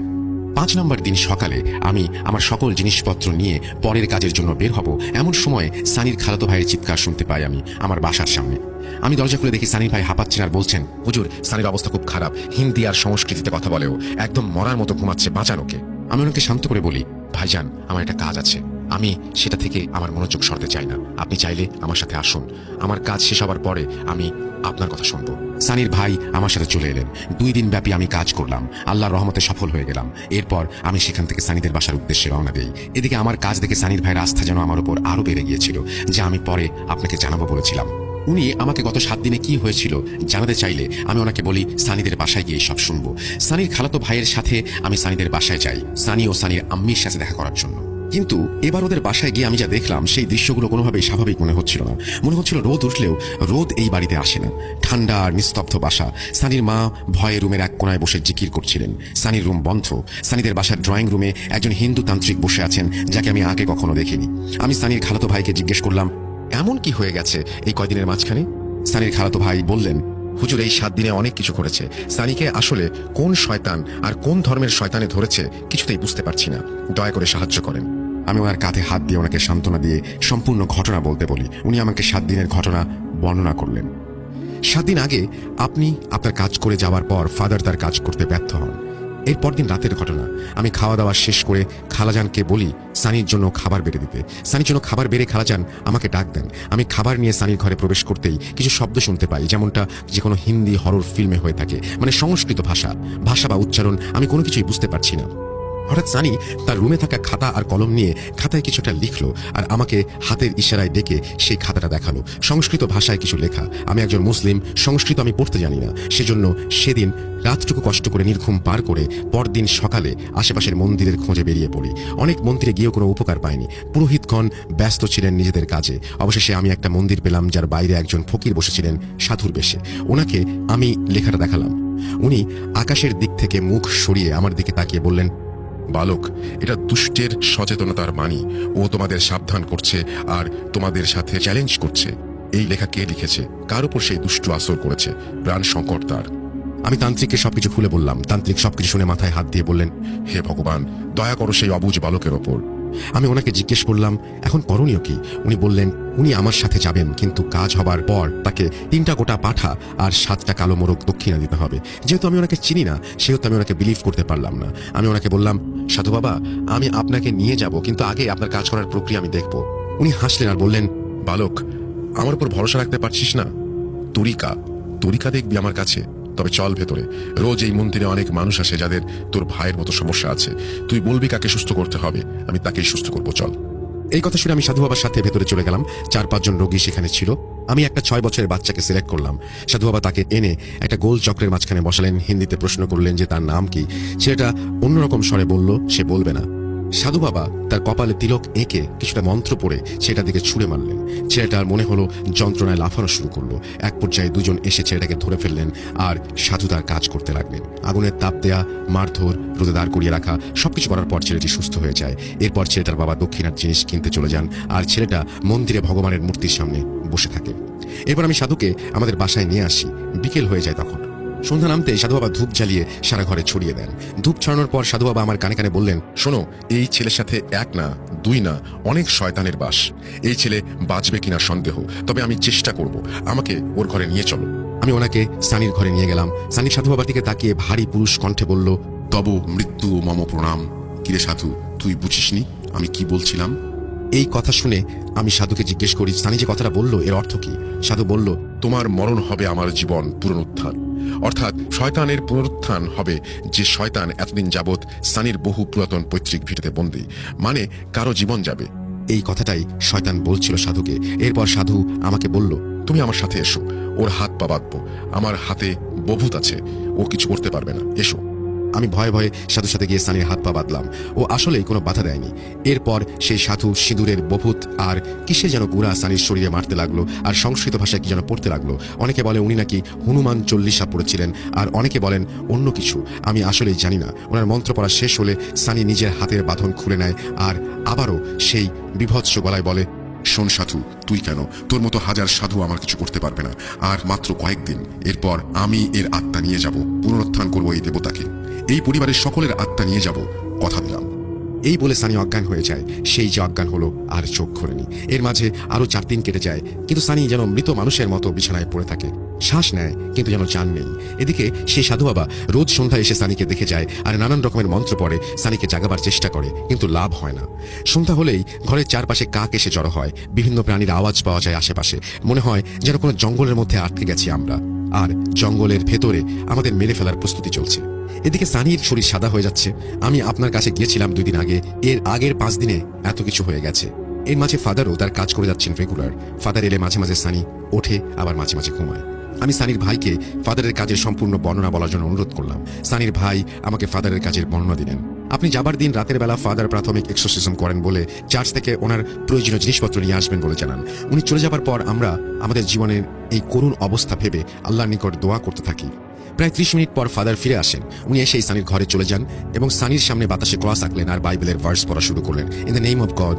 উনি বাইবেলের ভার্স পড়া শেষ করে ঈশ্বরের দোহাই দিয়ে বলছি, তোমার নাম বলো এই ছেলেকে যারা পজেস করেছো।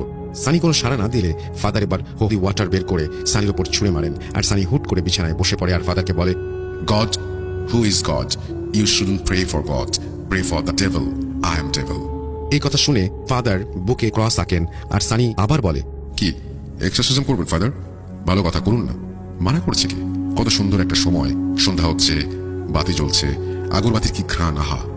করুন করুন, এক্সারসাইজ করুন, আমি প্রস্তুত। কি কি প্রশ্ন করবেন একটু বলবেন? এই সময় এই সব কথা বলে সানি হো হো করে হেসে দিল। ফাদার অবাক হয়ে গেল এইসব কথা শুনে। উনি রুম থেকে বাইরে এলেন। ওনাকে কেমন যেন অসুস্থ দেখাচ্ছিল। ওনার সাথে কি হয়েছে জিজ্ঞেস করতে উনি বললেন, আমার জীবনে আমি এমন কোল্ড ব্লাডেড ডেভিল আগে দেখিনি।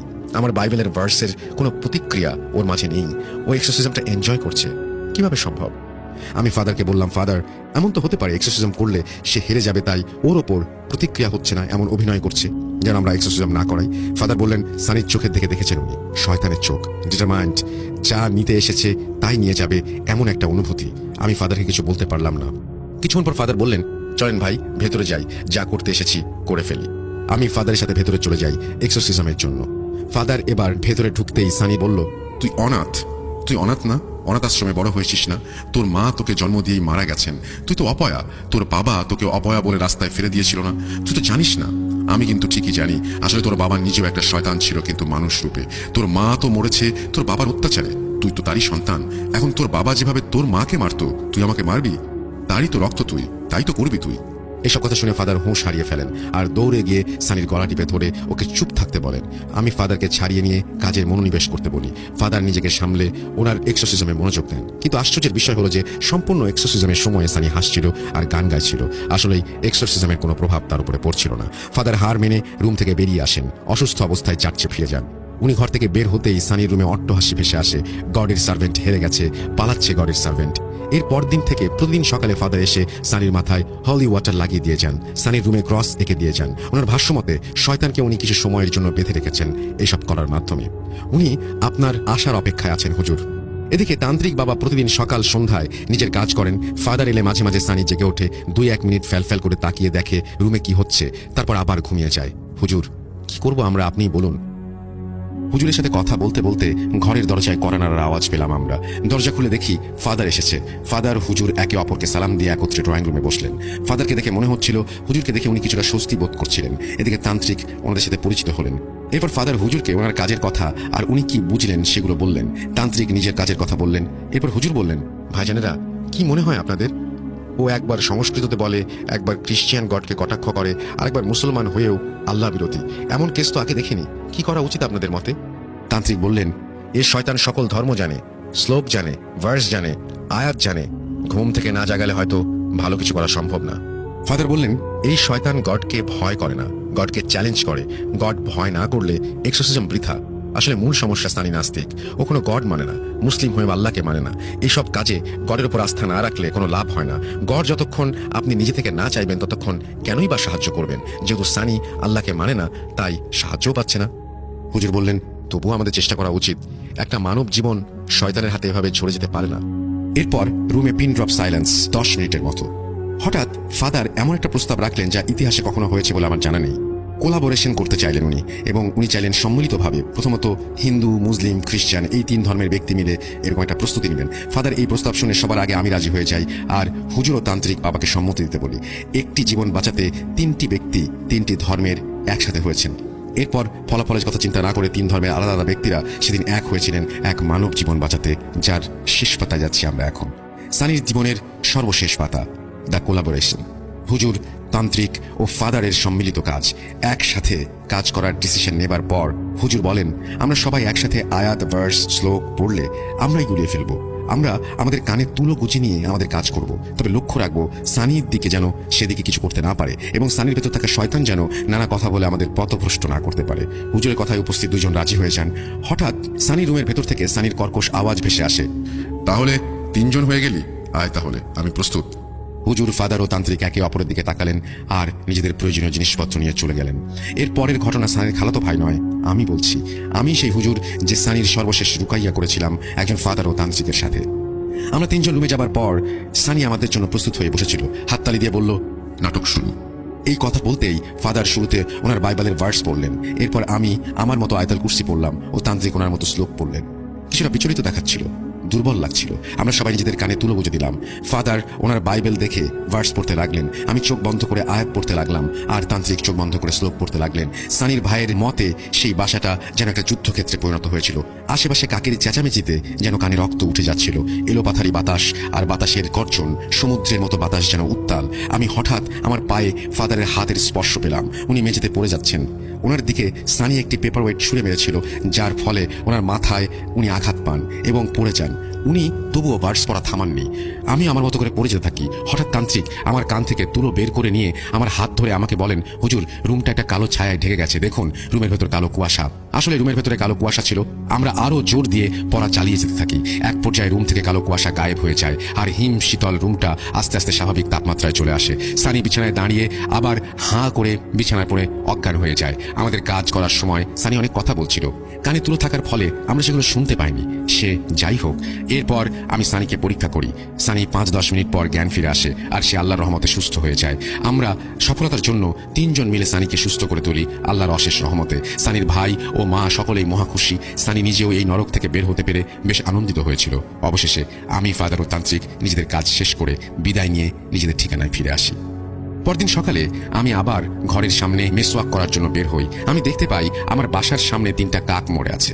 আমি ভাবতে লাগলাম, কালকেই তো ছেলেটাকে সুস্থ করলো আল্লাহ, তাহলে আবার কোনো ক্ষতি হলো না তো? এসব ভাবতে ভাবতে আমি মেসওয়াক করতে গেলাম। এমন সময় সানির ভাই হন্তদন্ত হয়ে আমার কাছে এসে কাঁদতে লাগলো। কি হয়েছে জিজ্ঞেস করতে ও কিছু বলল না। আমি ওনাকে নিয়ে চার্চ থেকে ফাদারকে ডেকে সানিদের বাসায় যাই। তান্ত্রিকের মন্দির দূরে হবার ফলে ওনাকে নিয়ে আসতে পারিনি। সানিদের বাসায় গিয়ে ড্রয়িং রুমে প্রবেশ করতেই দেখি সানির মা কাঁদছেন হাউমা করে। আমরা ভয়ে ভয়ে সানির রুমে গিয়ে দেখি এক শয়তানি হাসি দিয়ে চোখ খোলা রেখে সানি পরকালে পাড়ি জমিয়েছে।